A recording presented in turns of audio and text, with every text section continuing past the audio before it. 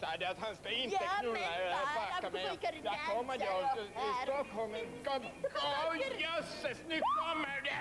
Herregud, jävlarna var det! Kävikö sinullekin ennen aina näin? Kuukautiset yllättävät juuri kun osaat niitä vähiten odottaa, ja sekä tunnelma että tapetit ovat aivan pilalla. Nyt nuo ajat ovat vihdoinkin ohi. Uusi mullistava ruotsalaiskeksintö Periodmeter eliminoi ikävät yllätykset. Tämä käänteen tekevä laite tarkkailee sisällesi asennettavan kätevän mittarin avulla hässäkkäsi kosteutta ja ilmoittaa sinulle äänimerkillä 5 minuuttia ennen vuoron alkua. Tosi kätevää, eikö totta?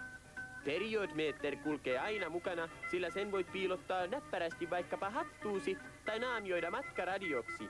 Kaiken lisäksi Periodmeterin käyttö on huomaamatonta ja mukavaa, sillä kosteutta tarkkaileva mittariosa on naamioitu muistuttamaan aivan tavallista kurkkua. Periodmeter takaa sinulle ja ystävällesi huolettoman huomisen.